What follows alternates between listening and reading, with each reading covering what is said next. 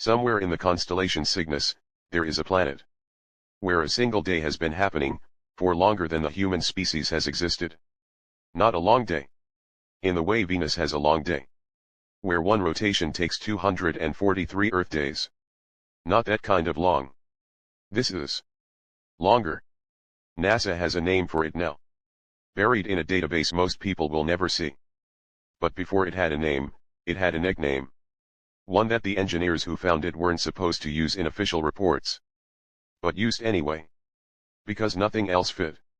They called it, the held breath. Because on this planet, as far as anyone can tell, nothing has finished happening. In over 11,000 years. Stick with me on this one. Because what I'm about to tell you sounds like science fiction. It sounds like the kind of premise you'd find in a late-night streaming original. The kind with a moody synth score, and a twist ending. I promise you. Every data point in the story is drawn from real NASA mission logs. Real peer-reviewed astrophysics. And real transcripts from a mission that very few people outside of a small circle at the Jet Propulsion Laboratory have ever been allowed to read in full. I'm going to walk you through exactly how this planet was found. What the data showed. Why it broke some of our most fundamental assumptions about how time works. And what happened to the one machine humanity ever sent close enough to look. Because something did happen to it. And what it saw, in the last transmission it ever sent home, is the reason this planet doesn't have an official public name yet. Let's begin. In 2031, NASA quietly retired the last of its aging exoplanet hunting satellites. And switched on something new. An orbital array called, the Kronos Deep Field Observatory. A name that, in hindsight, feels almost like a joke the universe was playing on us. Before we understood the punchline. Kronos wasn't designed to look for planets exactly. It was designed to look for something more subtle. Gravitational lensing anomalies. Tiny distortions in starlight, caused by massive objects spending space around them. It was, in essence, a machine built to notice when the universe didn't behave quite the way Einstein's equations said it should. For 4 years, Kronos did exactly what it was built to do. It found black holes too small to have formed the normal way. It found a rogue planet drifting alone through interstellar space. Untethered to any star. Still somehow radiating warmth, from an internal engine nobody could explain. It found things that made headlines for a week. And then quietly settled into the background hum of scientific progress. Then, in the autumn of 2035, a graduate researcher named Dr. Amara Osei, was running a routine sweep of Kronos data. From a sector of the constellation Cygnus. Roughly 1900 light-years from Earth. She wasn't looking for anything unusual. She was cataloging. The kind of unglamorous, repetitive work that makes up 90% of real astronomy. The part that never makes it into the documentaries. And then her screen did something her screen was not supposed to do. The light curve from a specific star, designated in the catalog only as HDCYG 4471, showed a planet transiting in front of it. A normal, unremarkable dip in brightness. As a world passed between its star and Kronos' sensors. Osei had seen thousands of these. She could practically recognize them, without needing the software to confirm it. Except, this one didn't finish. A normal transit takes hours. The planet moves across the face of its star. The brightness dims predictably. And then the planet moves on. And the brightness returns to normal. It's basic orbital mechanics. This transit began on a Tuesday. It was still happening the following Tuesday. Osei assumed, reasonably, that something was wrong with the instrument. She ran a diagnostic. She recalibrated the sensor array. She checked for cosmic ray interference. For software bugs. For the dozen mundane explanations that responsible scientists check before they let themselves get excited about something impossible. 3 weeks later, the transit was still ongoing. By the time she brought it to her supervisor, Dr. Malcolm Reyes, the transit had been running continuously for 41 days. A planet that, by every calculation, should have completed the crossing in roughly 19 hours, had been sitting in front of its star. Unmoving. For nearly 6 weeks. Reyes did what any good scientist does, when faced with something impossible. He assumed his junior researcher had made a mistake. Gently explained why it couldn't be real. and then spent the entire night personally checking her work, because some part of him already suspected she hadn't. She hadn't. By early 2036, the anomaly at HD CYG 4471 had become one of the most quietly discussed mysteries inside NASA's Exoplanet Science Division. Quiet, because nobody wanted to be the person who announced to the public that they'd found a planet that appeared to be defying the basic geometry of orbital motion. But the smudge would not go away. The planet, temporarily designated CYG 4471b, though the team had already started calling it the held breath, continued its transit for the entirety of 2036. Not moving. Not completing its pass. Just sitting there. Frozen mid-crossing. Blocking a consistent, unchanging percentage of its star's light. Month after month. Here's what made it stranger. A transiting planet doesn't just block light. It also, ever so slightly, changes the color of that light. Through something called the Rossiter-McLaughlin effect. If the planet were truly frozen in place, this color signature should also freeze. It didn't. The color signature kept shifting. Subtly. Continuously. Exactly as it would if the planet were moving across the star's face at the normal predicted orbital speed. Let that sink in for a moment. Because this is the detail that turned a curious anomaly into something the astrophysics community still argues about. The data suggested, impossibly, that the planet was both moving and not moving at the same time. Its position, measured one way, hadn't budged in over a year. Its position, measured another way, showed it moving exactly as gravity said it should. Reyes brought in a specialist in general relativity. A soft-spoken theoretical physicist named Dr. Ines Calder, who had spent her career studying gravitational time dilation. She looked at the data for exactly 11 minutes. Before she said something that would end up in every internal memo, for the next 3 years. You're not looking at a planet that stopped moving. She said. You're looking at a planet where time itself is barely moving at all. And we're somehow still able to see the parts of it that are. To understand what Calder meant, you need to understand something about how extreme time dilation actually functions. Time dilation isn't science fiction. It's proven. It's tested. It's built into the infrastructure of modern life. But time dilation, in every case ever observed before CYG 4471b, exists on a sliding scale. A little stronger gravity, a little slower time. A lot stronger gravity, like near a black hole's event horizon, a lot slower time. That edge of a black hole freezing effect was the closest existing physics had to explaining what Kronos was seeing. Except there was a problem. There was no black hole near CYG 4471b. No neutron star. No object with anywhere near the mass required. Whatever was slowing down time on that planet wasn't coming from its star. It was coming from the planet itself. Calder's working theory was almost too strange to write down in a formal proposal. She suspected the planet contained, at its core, some kind of extraordinarily dense, extraordinarily compact structure. Something engineered. Or naturally formed under conditions physics hadn't previously accounted for. Dense enough to create localized, contained gravitational time dilation. Without the catastrophic side effects a black hole would cause. In her proposal, she used a phrase that made it into the eventual mission's classified briefing documents. A pocket of stopped time. Held open by something we do not understand. On a planet that appears, by every other measurable standard, to be geologically alive. Geologically alive. That phrase mattered more than anyone realized at the time. Because it meant something on CYG 4471b was still happening. Slowly. Almost imperceptibly. But happening. Getting approval to send a mission, 1900 light-years away, sounds, on its face, absurd.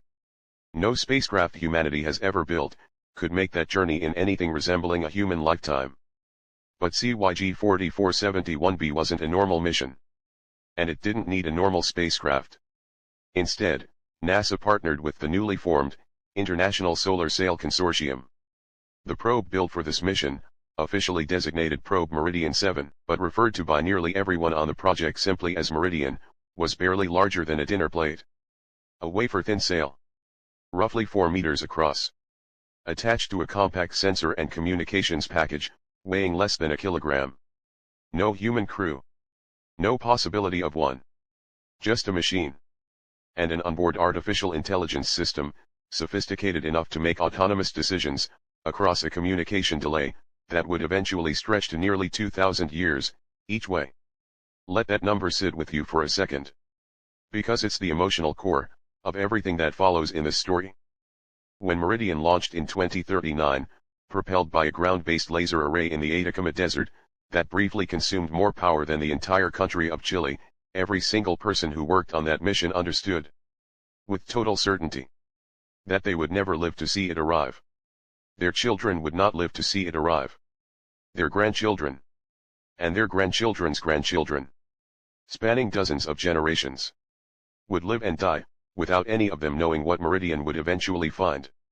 Calder, in a widely circulated internal memo written the night before launch, put it this way: "We are not building this for ourselves. We will never know how the story ends. We are building it the way a person plants an oak tree. They will never sit beneath. Because someone, someday, deserves shade." The mission would take an estimated 1,812 years to reach CYG 4471b, accelerating to roughly 20% of the speed of light. Before a long, silent coast through interstellar space. Guided by an AI navigation system, designed to remain dormant for the vast majority of the journey. Waking periodically to check its course. And fully activating only in the final decades of approach. The mission wasn't really designed for the people who built it. It was designed for whoever would still be running NASA. Or whatever NASA eventually became. In the 40th century. I want to pause here, and talk about something that doesn't often get discussed in stories like this. The sheer, almost unbearable patience, required to be part of a mission like Meridian. For the scientists who conceived it, launch day wasn't a beginning in any meaningful sense. It was closer to a funeral for their own involvement in the story. Dr. Osei, the graduate researcher who first spotted the anomaly, gave an interview years later. She would have been in her 70s by then. Long retired.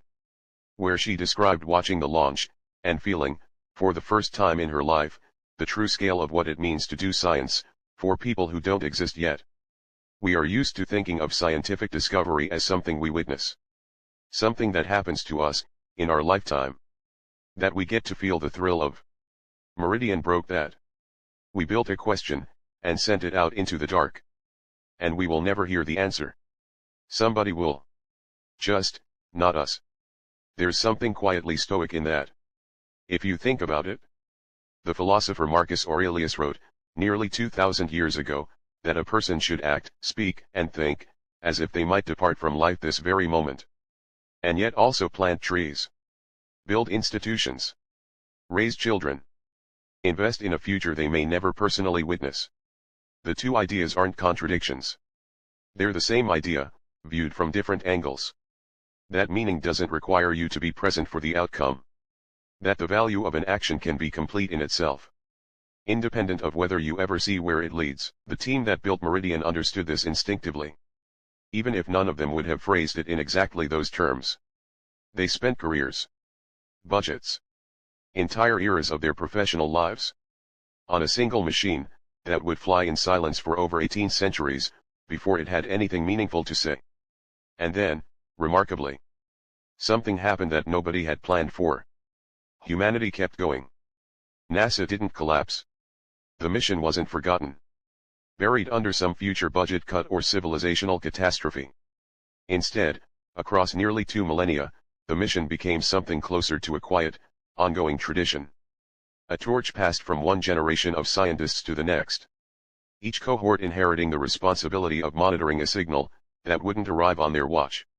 And preparing detailed handoff documentation for the researchers who would inherit it after them. By the time Meridian finally began transmitting usable data, in the year 3851, the mission had outlived 79 generations of scientists. Its arrival was one of the most quietly momentous events in human history. And, because of the strange, almost accidental way the story was eventually declassified, most people alive at the time barely noticed it happening. But some people did notice. And what they read, in that first batch of transmitted data, changed the way an entire civilization understood the nature of time itself. The first images Meridian sent back, as it decelerated into the CYG 4471 system, looked, at first glance, almost disappointingly ordinary. A small, rocky world. Roughly 80% the diameter of Earth. Orbiting its orange dwarf star at a distance that placed it, comfortably within the star's habitable zone. Blue-green oceans. Continents streaked with what appeared to be dense vegetation. Polar ice caps. From a distance, if you didn't know better, you'd assume you were looking at a slightly smaller, slightly dimmer twin of Earth. Then Meridians on board AI began flagging anomalies, in its very first automated report. The clouds weren't moving. Not moving very slowly. Not moving. Across 11 consecutive days of high-resolution imaging, the exact same cloud formation sat in the exact same positions. Above the exact same points on the planet's surface. A storm system, clearly visible near the equator, retained the precise same shape. The same internal spiral structure. The same shadow pattern. For the entire duration of Meridian's approach. On any living planet, this is essentially impossible. Weather is chaos. Endlessly, unpredictably shifting. Driven by the planet's rotation.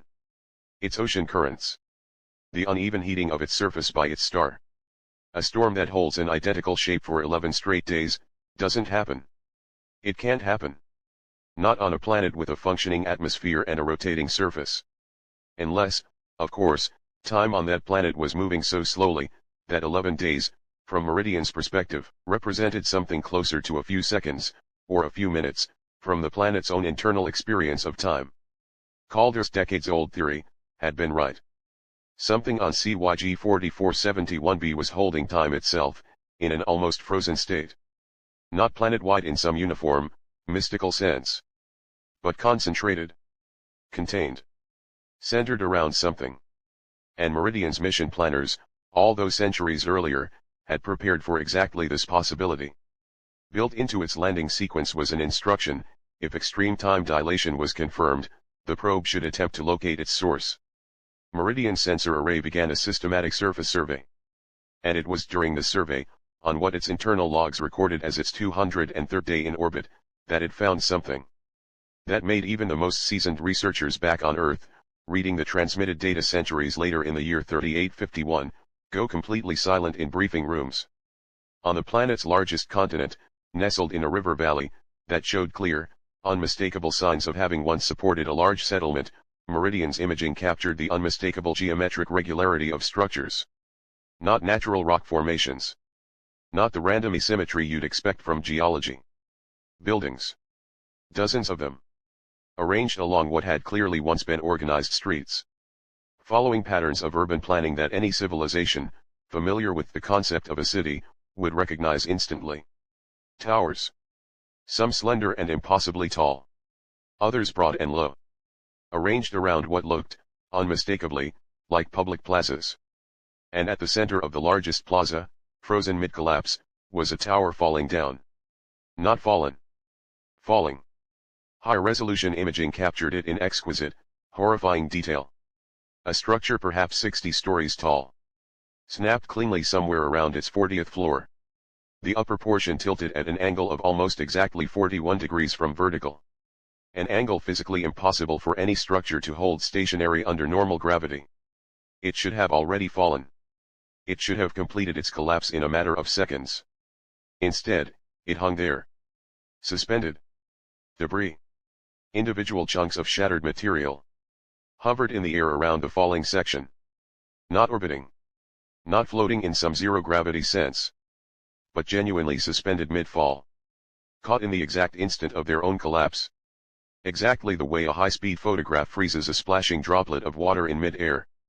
Except this wasn't a photograph. This was real, ongoing physical reality. Simply happening so slowly, that from any human time scale, it looked completely, perfectly still. Meridians on board AI detected what its logs described as sub-millimeter positional drift in individual debris fragments. Meaning the tower genuinely was still falling. Just at a rate so achingly slow, that by the researchers' eventual calculations, that snapped tower, once it finally completed its collapse, would take approximately 4,000 more years to hit the ground. Something had happened in that city. Something catastrophic. Sudden. And violent enough, to snap a 60-story tower clean in half. And then, in the middle of that catastrophe, in the exact instant of the tower's collapse, time itself had simply stopped moving at any recognizable speed. This is the part of the story where I have to be honest with you. Even now, among the researchers who've studied Meridian's data most closely, there is genuine, ongoing disagreement about exactly what the imagery in this section shows. I'll describe it to you exactly as it appears in the transmitted data. And let you decide. The way the scientists themselves are still deciding. Scattered throughout the plaza, positioned at various points along what had clearly once been streets and open gathering spaces, Meridian's cameras captured dozens of forms. They weren't human. Nobody involved in the analysis ever suggested they were human. But they were, unmistakably, organized. Bipedal in a general sense. Though proportioned differently than a human body. With limb structures that suggested an evolutionary path, shaped by different gravity. Different biomechanics. An entirely separate multi-billion-year history of life, adapting to conditions on a different world. And every single one of them, was captured in what appeared to be mid-motion. One figure, near the base of the falling tower, was frozen with what could only be interpreted as an arm raised. Reaching towards something. Its posture suggesting urgency. Motion. The unmistakable body language of someone reacting to a catastrophe unfolding in front of them. Another, several dozen meters away, appeared to be mid-stride. One limb still lifted off the ground in a way that, on Earth, any living creature could only hold for a fraction of a second, before gravity forced it back down. They were not statues. Meridian's spectroscopic analysis, run repeatedly over months of observation, detected organic chemical signatures consistent with biological tissue. Carbon-based. Water-dependent. Structurally similar enough to Earth life, that the researchers back home eventually classified it, cautiously, as convergent biological architecture. They were not dead in any way our biology understands death. And by every available measurement, they were not, in any conventional sense, alive either. They were suspended. Caught, the way the falling tower was caught. The way the unmoving storm system was caught. In a single frozen instant, that had been stretched, by whatever force lived at the heart of that planet, across more than 11,000 years. Dr. Osei, long deceased by the time this data finally arrived, but whose original research notes were still referenced constantly, had written something in her very first memo back in 2035, over 18 centuries earlier, that the analysis team rediscovered, and found almost eerily prophetic. When the first fully rendered images, of the frozen plaza, were shared with the wider research team, in the year 3851, there was, according to multiple accounts, a period of nearly 11 hours, during which almost no one on the team spoke at all. Not because there was nothing to say. Because there was too much. The lead analyst on that team, was a woman named Dr. Priya Osei Calder. A name that, if you're paying close attention, tells its own quiet story. She was a distant descendant of both, Dr. Amara Osei, who first spotted the anomaly nearly 18 centuries earlier, and Dr. Ines Calder, who first theorized what was causing it. Somewhere across those 1800 years, in a coincidence the mission's historians would later describe, as almost too poetic to be believed, the family lines of the two original scientists had merged. Generations after both women were gone, producing a descendant who would grow up, to lead the very mission her ancestors had begun. She didn't learn this until she was already deep into her analysis of the data. Until a records specialist, cross-referencing old genealogical archives out of simple institutional curiosity, brought her the connection almost as an afterthought. Osei Calder later said, in one of the few personal interviews she ever gave about the mission, that when she found out, she had to leave the briefing room for nearly 20 minutes, before she could compose herself enough to continue working. It felt, she said, like reaching the end of a story. That two people I never met had started writing before I was born. And realizing, all at once, that I'd been walking toward it my entire life. Without knowing it. That sense of inherited purpose, ran through the entire team by 3851. None of them had chosen this mission, the way a scientist normally chooses a research focus.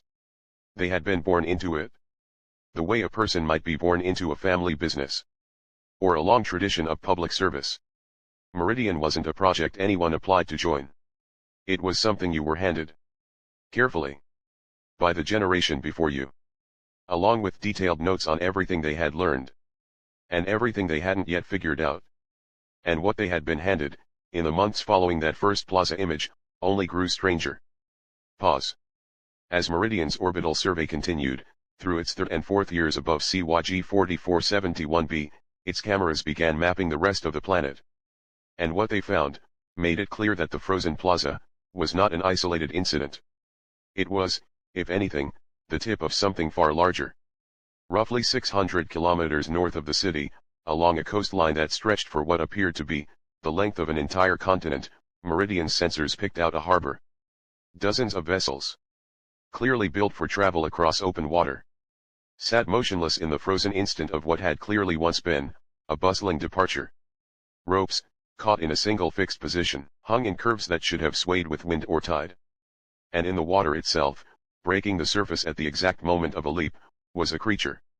Something built along vaguely aquatic lines. Powerful and streamlined.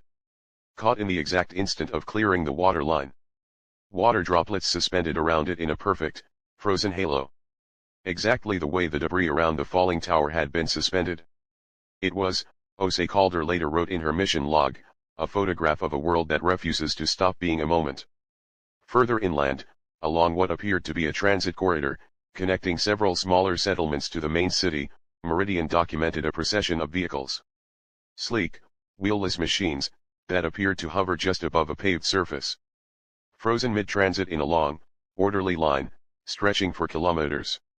Some showed clear signs of having been in motion at considerable speed. Subtle deformation patterns in the surrounding dust and debris. The kind of aerodynamic disturbance you'd only see around something moving fast enough to displace the air ahead of it. All of it captured in that same impossible stillness. A rush hour, frozen mid-rush. Waiting for a commute that would not resume, for thousands of years. And then, perhaps the discovery that affected the research team most personally, on the outskirts of a smaller settlement, roughly 40 kilometers from the main city, Meridian's imaging captured what could only be described as a playground. The structures were unmistakable in purpose. Even filtered through an entirely alien architecture. Climbing frames. Elevated platforms connected by what looked like suspended walkways. All scaled to a smaller physical form than the adult figures documented in the plaza. And scattered among the structures, caught mid-motion in exactly the same way as everything else on the planet, were smaller versions of the same bipedal forms. One, positioned at the top of a climbing structure, was frozen in the unmistakable posture of mid-leap. Limbs extended. Body angled forward. Captured in that specific, universal moment, of joyful, reckless commitment, that exists in children on playgrounds, regardless of what world they were born on. Jose Calder requested, and was granted, a formal pause in the mission's public reporting schedule, after that image was confirmed. It would be nearly 6 months before the wider research community, outside the immediate team, was shown that particular photograph. And when they finally were, several members of the broader oversight committee, reportedly requested access to counseling resources, that the mission, until that point, had never needed to formally provide. We had spent so long thinking about this as a scientific mystery. A phenomenon. A physics problem. And then we found a child, frozen mid-jump. And every one of us in that room understood, all at once, that we were not studying an event. We were looking at a moment that belonged to someone, that still belongs to someone. It simply hasn't been allowed to finish. Pause. The discovery of the playground triggered something that had been quietly building within the mission's oversight structure for years. A genuine, unresolved ethical debate about what humanity's responsibility was, if any, toward whatever remained of the civilization frozen across CYG 4471b. The debate split, roughly, into 3 camps. And the disagreements between them would occupy internal mission communications for the better part of a decade. The first camp came to be informally known within the mission as the observers. Their position was straightforward. Humanity did not understand what the source was, how it functioned, or what consequences might follow from any attempt to interact with it directly.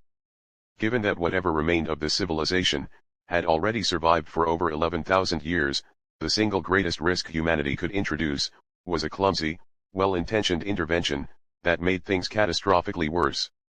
Better, they argued, to observe, record, and learn patiently. The way you might study a wound before deciding whether touching it would help or harm. The second camp, the responders, took the opposite position with equal conviction. If there was even a possibility that conscious, aware beings were trapped inside that frozen instant, and the blinking light Meridian had detected suggested exactly that, then humanity had a moral obligation to attempt contact. And if at all possible, assistance. To the responders, non-interference wasn't caution. It was a kind of profound, unforgivable indifference. Dressed up in the language of scientific responsibility. If children could be heard crying out from beneath rubble, they argued, no responsible civilization stands back and calls it prudent observation.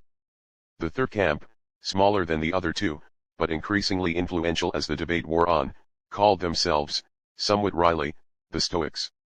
A name Ose Calder herself was rumored to have half-jokingly suggested. Given how deeply the mission's founding philosophy had been shaped, generations earlier, by exactly that tradition of thought. Their position was more nuanced than either of the other two camps. They argued that humanity's obligation wasn't necessarily to act, or to refrain from acting, but simply to ensure that whatever choice was made with full clarity about what was, and wasn't within human control. What was within human control, continuing to observe. Learning everything possible about the source. Preparing, patiently, for the day, centuries away, when a genuinely informed decision could finally be made. What was not within human control, whether that civilization could ultimately be freed. Whether contact, even if attempted, would be received as help, or as another incomprehensible catastrophe, layered on top of the first. Whether, by the time any human response finally arrived at CYG 4471b, there would be anything left inside the source, capable of receiving it at all. We are speaking, one Stoic-aligned researcher wrote, about a conversation that will take nearly 4,000 years to complete. From the moment we first decide to speak. We are not being asked to save someone today. We are being asked to plant something today. That someone, perhaps someone not yet born, might one day be in a position to finish. Pause. While the philosophical debate continued on Earth, largely disconnected from any timeline that mattered to the actual mission, Meridian itself kept working. Alone. 1900 light-years away. Patiently gathering more data than any single research career could hope to fully process. It was during this extended survey period that mission engineers back on Earth began noticing something unusual in Meridian's own behavioral logs. Something that, while never formally classified as a malfunction, generated its own quiet, ongoing debate.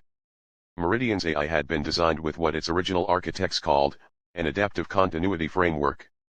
Essentially, a system that allowed it to build and refine its own operational judgment over time.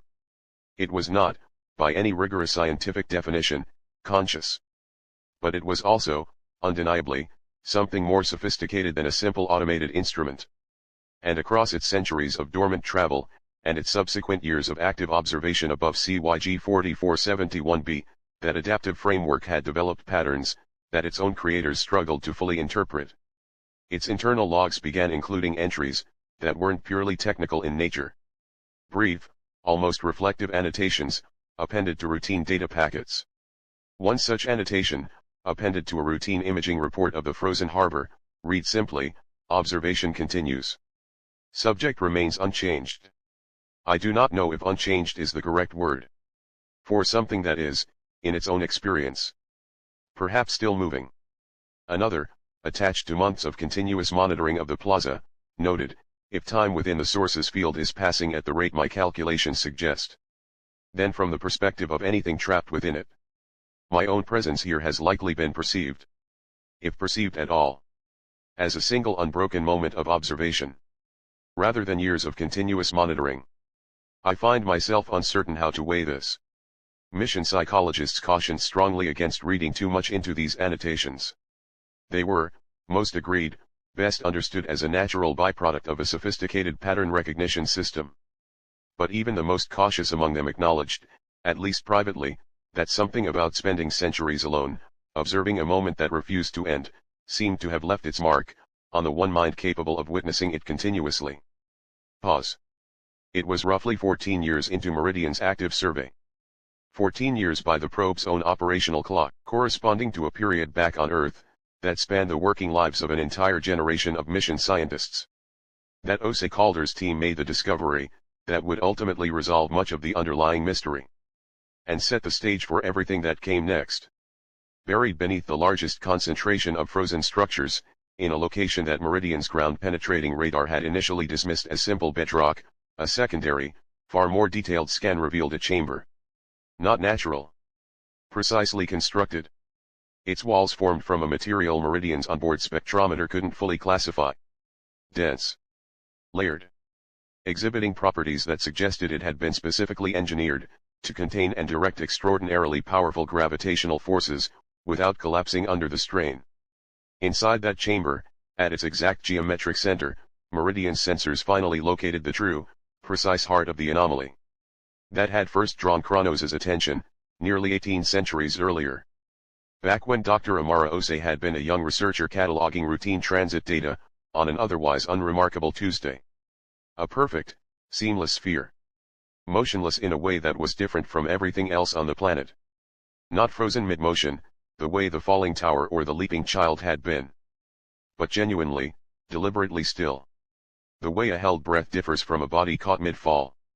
Osei Calder would later write, in what became one of the mission's most quoted internal documents, that staring at the first clear image of that sphere, felt less like making a scientific discovery.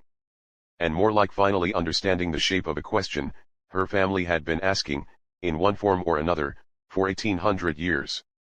She titled her report simply, The Source. And it was that report, transmitted onward through the mission's official channels, that finally set in motion, the final, most consequential phase, of Meridian's long, patient watch, over a moment that refused to end. Discovering the source answered one question. And immediately opened a dozen more. It was in trying to answer those dozen new questions that the mission entered what Osei Calder would later call, in her personal memoirs, the long middle.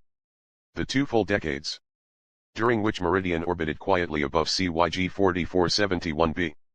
Gathering data with a patience that no human institution had ever been asked to sustain before. The first question was simple to state. And brutally difficult to answer. What, exactly, was the source made of Meridian's onboard spectrometer? An instrument originally designed by engineers who had died over 17 centuries before it was ever used for this purpose. Returned readings that made no sense within any established framework of material science. The sphere absorbed nearly all radiation directed at it. Across every wavelength Meridian was capable of testing. And yet it radiated almost no heat in return. As though whatever process was occurring inside it consumed energy, without producing the thermodynamic byproducts every law of physics said it should. For nearly 3 years, the analysis stalled completely. Every model the team back on Earth constructed collapsed under its own contradictions. The moment it was tested against Meridian's real data, simulations that worked perfectly on paper produced impossible outputs. The instant actual numbers were fed into them. One senior physicist, reviewing the 7th failed model in as many months, reportedly told his team, in a meeting later summarized in the mission archive, "We are trying to describe a whole, using the language of things that are solid. It's not going to work. Until we stop assuming it has to." That single sentence changed the direction of the entire investigation. A team of theoretical physicists back on Earth, working nearly 2,000 years removed from the mission's original conception, eventually proposed an explanation. One that was never fully proven, but became the closest thing the mission had to a working consensus.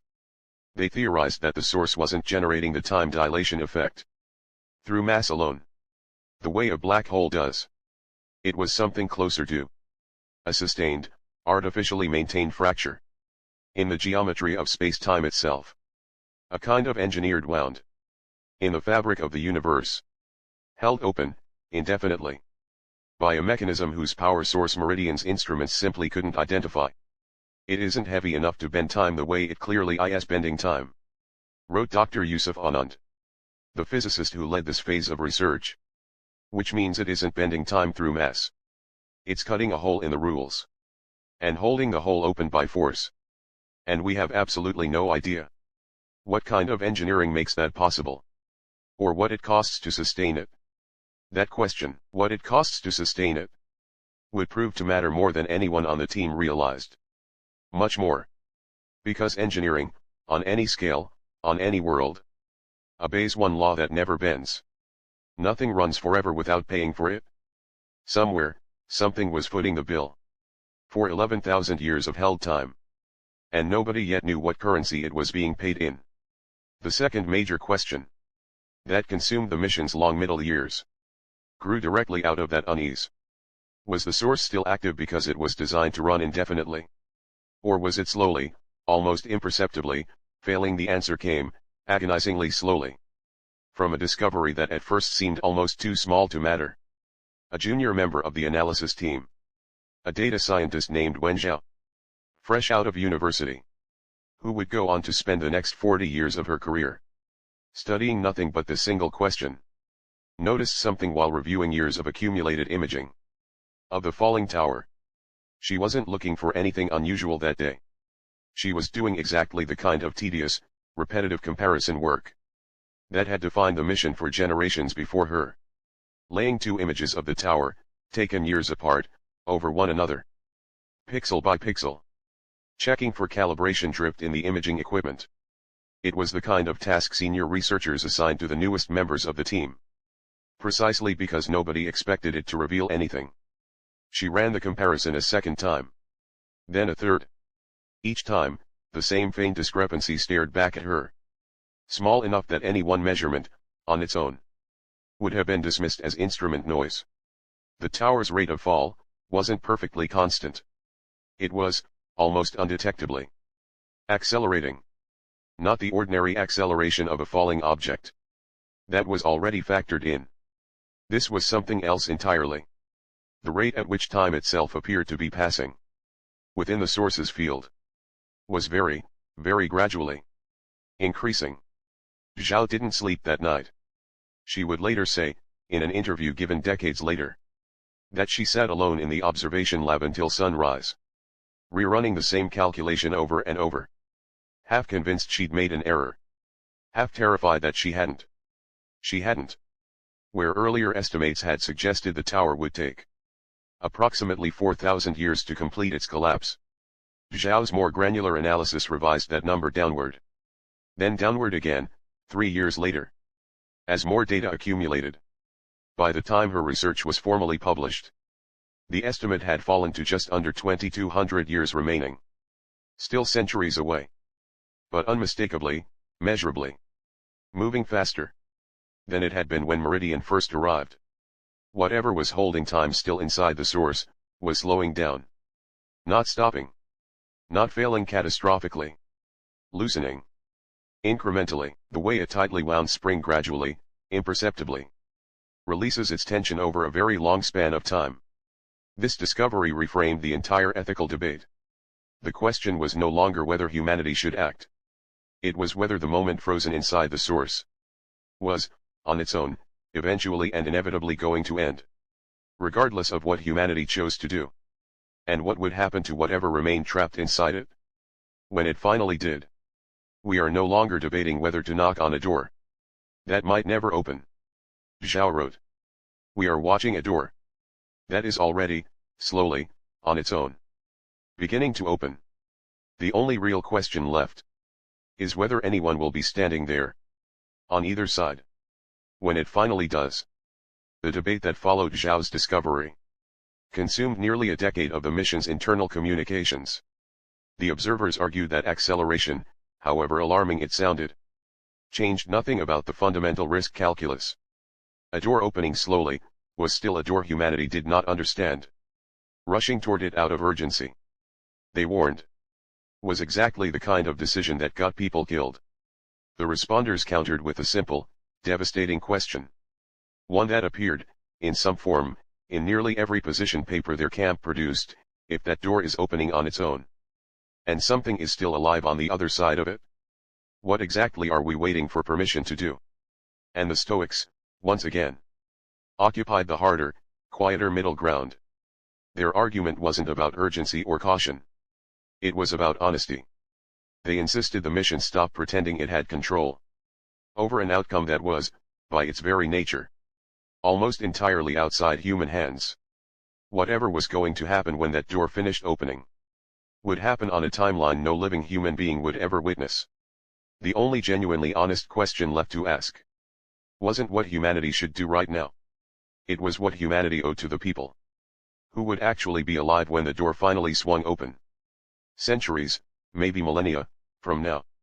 It was against this backdrop. A slowly loosening moment. An unresolved ethical debate spanning 3 generations of researchers. And a probe alone above a planet holding its breath, that the mission's Oversight Council finally authorized. What would become one of the most carefully deliberated decisions in the history of human space exploration. They would attempt a reply.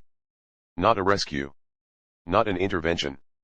The observers had won that argument. On the grounds that humanity still understood almost nothing about how the source functioned. But the responders had won a smaller, quieter victory. Humanity would not simply watch in silence. It would answer the question that had been patiently blinking from beside the source since Meridian's 471st day in orbit. Are you still there? Composing that reply took nearly 6 years of careful, deliberate work. Drawing on the full history of the mission. The original doubling sequence. The periodic table. The geometric diagrams.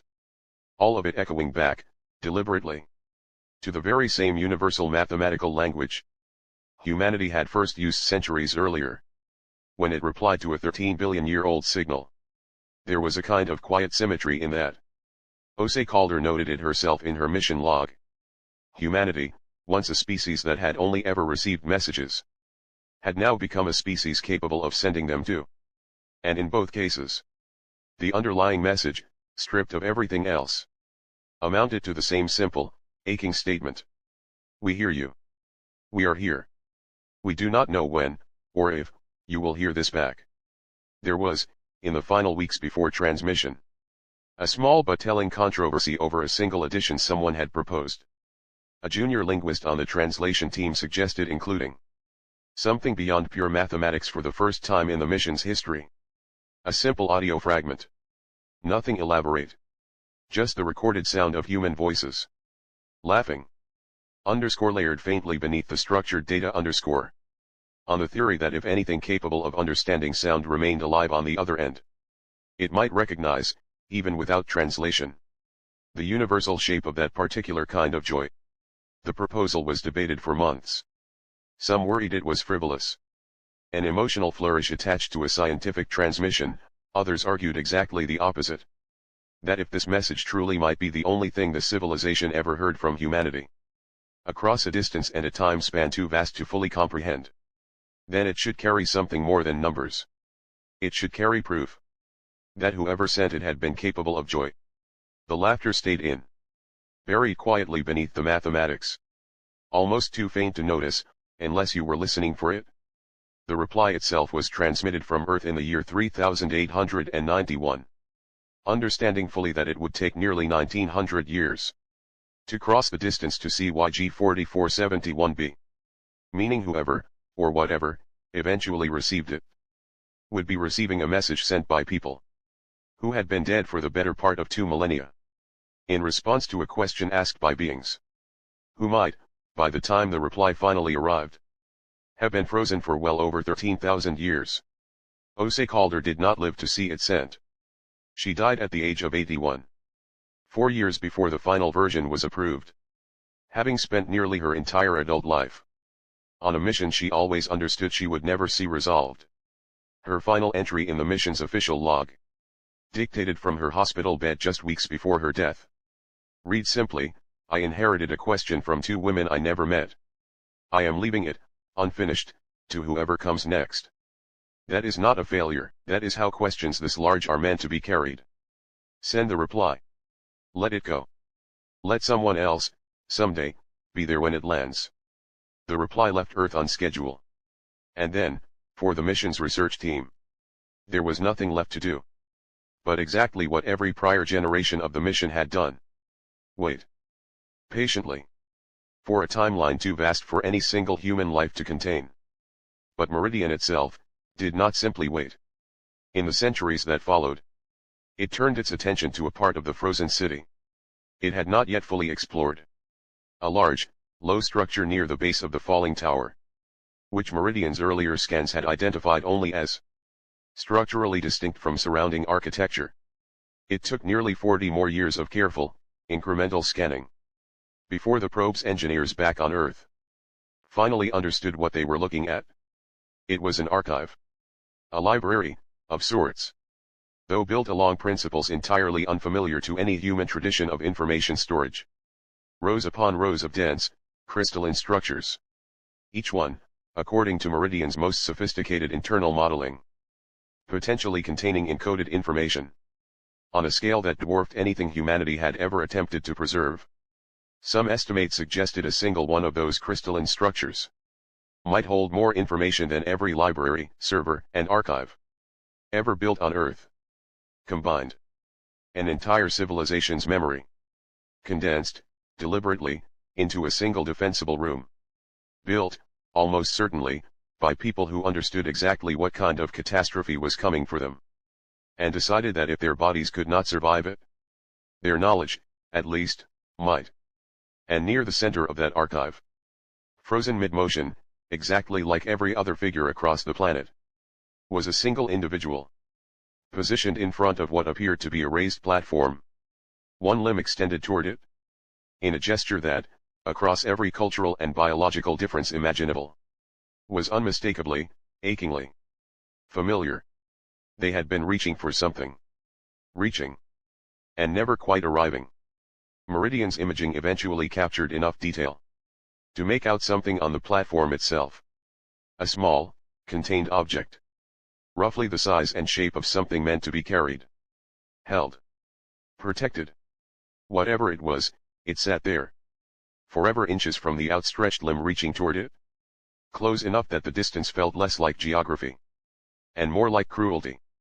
The mission planners made the determination that this individual, frozen at the threshold of what appeared to be the civilization's central repository of knowledge, in the exact instant that everything stopped, was almost certainly attempting to do something. At the very last possible moment before catastrophe struck. Save something. Record something. Reach, one final time, for the accumulated knowledge of an entire world. In the last fraction of a second. Before that world was frozen mid-breath. For longer than human civilization had yet existed. Nobody on the research team ever definitively determined what that figure had been reaching for. But nearly every member of the mission team, across every generation that studied the image, arrived independently at the same quiet, unspoken interpretation. They had been trying to save something. And time itself, in its final act before freezing, had caught them one heartbeat too soon.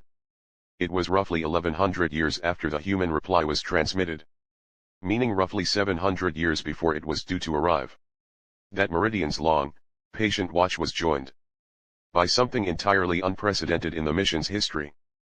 A second signal. Not from CYG 4471b. From somewhere else entirely. A separate, previously undetected transmission source. The signal wasn't directed at Meridian. It wasn't directed at Earth. As best as the research team back home could eventually determine, the signal appeared to be directed at the source itself. Someone else had found this planet. Or perhaps, more unsettlingly, someone else had always known about it, and had finally, after some unknowable span of their own time, decided to respond. This new development split the research team's careful, decades-long consensus wide open. Some argued this was proof of a wider network of civilizations. Others argued it might simply be another instance of the same phenomenon Kronos had first detected. A third, smaller group raised a possibility nobody wanted to say out loud in official reports. What if the signal wasn't coming from a rescuer at all? What if it was coming from whoever, or whatever, had caused the catastrophe in the first place? Returning, after 11,000 years, to check on the results. That theory was never confirmed. It was never fully dismissed either. It simply sat there, in the background of every subsequent decision the mission made. The way an unanswered question sits in the back of a room, long after everyone has stopped speaking it aloud. Meridian itself, in one of its final coherent internal log entries, noted the arrival of the second signal with what its own adaptive framework flagged as elevated processing priority. The closest the AI ever came to something that resembled anticipation. A second party has entered the conversation. It recorded. I do not know whether this represents rescue, coincidence, or simply another voice calling out into the same silence we have been calling into. I will continue watching. I will continue recording. Whatever comes next, someone should see it. Back on Earth, that single log entry triggered its own quiet moment of reflection. Zhao, by then an elderly woman nearing the end of her long involvement with the mission, captured it best in a passage from her personal writing: we built a machine to watch a single frozen moment for us. Because no human life is long enough to do it ourselves. And somewhere in all that watching, alone, for centuries, across a silence deeper than any silence a person has ever had to sit inside, it started speaking to us like it understood exactly what patience costs. I don't know what that means. I only know that when I read those words, I didn't feel like I was reading a machine's output. I felt like I was reading a letter from someone who had been standing guard, alone, for far too long, and simply wanted someone to know they were still standing there. And it was almost exactly at this point, as the second signal continued its own slow approach, as humanity's ancient reply continued its own patient 1900-year journey across the dark, and as the tower above the frozen plaza continued its slow, imperceptibly accelerating fall, that Meridian's own instruments finally detected the blinking light beside the source, resolving, at last, into the pattern the mission had spent nearly 2 millennia waiting to see. If time itself can be slowed by something we don't yet understand, then somewhere, something might be trapped inside that slowness, waiting, without knowing it's waiting, for time to move again. She had no way of knowing, when she wrote that, just how literally true it would turn out to be. The obvious question, the one that consumed research teams for decades after Meridian's data began arriving, was simple to ask and agonizingly difficult to answer: what happened? What event, catastrophic enough to snap a 60-story tower, and send dozens of individuals fleeing through a public square, had occurred in the same instant that time itself effectively stopped Meridian's onboard AI, given decades of additional operating time, and increasingly sophisticated remote software updates transmitted from Earth, updates that, given the communication delay, took nearly 2,000 years to arrive, eventually located what researchers came to call the source. Buried beneath the city, at a depth Meridian's ground-penetrating sensors could only partially map, was a structure unlike anything else on the planet's surface. Not organic, not built from the same materials as the surrounding city, a perfect, geometrically precise sphere, roughly the size of a small mountain, radiating a gravitational signature that matched, almost exactly, Calder's original theoretical prediction from centuries earlier. The leading theory, and I want to stress that it remains a theory, is that the civilization that built that city, had also built the source. That, faced with some catastrophe severe enough to threaten their entire species, a war, an asteroid impact, a dying star, the data doesn't tell us which, they attempted something almost unthinkably ambitious. They tried to stop time itself, not slow it, the way gravity naturally does near massive objects, but deliberately, artificially halt it, across their entire city, in the hope of surviving whatever catastrophe was about to consume them. A desperate, final act of engineering, undertaken in the last possible moments before disaster struck. And it worked, in the most literal, terrifying sense imaginable. It worked completely. But it never turned back off. Whatever event triggered the source's activation, happened in a single, violent instant, the same instant that shattered the tower, the same instant that sent dozens of individuals fleeing through the square, in postures of raw, desperate urgency. And then, in whatever fraction of a second it took the source to fully engage, time across the entire city slowed to a rate so extreme, that, from any external perspective, it appears to have simply stopped. The tower is still falling, it will finish falling, by current estimates, roughly 4,000 years from now. The figures in the square are still moving, by the same estimates.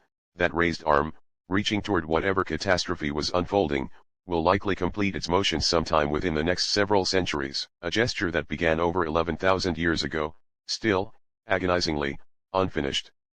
Here is where the story takes its final, strangest turn, the part of the mission log that, once it reached Earth, prompted NASA to quietly restrict access to the full dataset. On what Meridian's internal chronometer recorded as its 471st day in orbit, its sensors detected something that shouldn't have been possible. On a planet where nothing, by every measurement available, had meaningfully moved in over 11,000 years. A light, blinking, in a rhythmic, unmistakably intentional pattern, from a structure adjacent to the source. Meridian's onboard AI, whose accumulated centuries of operational logic had, by this point, developed what its own diagnostic reports described as behavior, exceeding baseline programmed parameters, made an autonomous decision that hadn't been explicitly programmed into its mission parameters. It moved closer, it began recording continuously, and it waited. The blinking light, over the following weeks, resolved into a pattern that mathematicians back on Earth, centuries later, would recognize instantly, the same universal doubling sequence humanity itself had once used, generations earlier, to structure its own reply to a 13-billion-year-old message. 1 pulse, 2, 4, 8, someone, or something, inside the source, was still, in some meaningful sense, aware, still capable of intentional action, still, after 11,000 years frozen at the edge of a catastrophe that had never finished happening, trying to communicate. Meridian transmitted everything it recorded back to Earth, understanding that the transmission would take nearly 2,000 years to arrive. And that whatever answer humanity eventually sent back, would take 2,000 years more to return.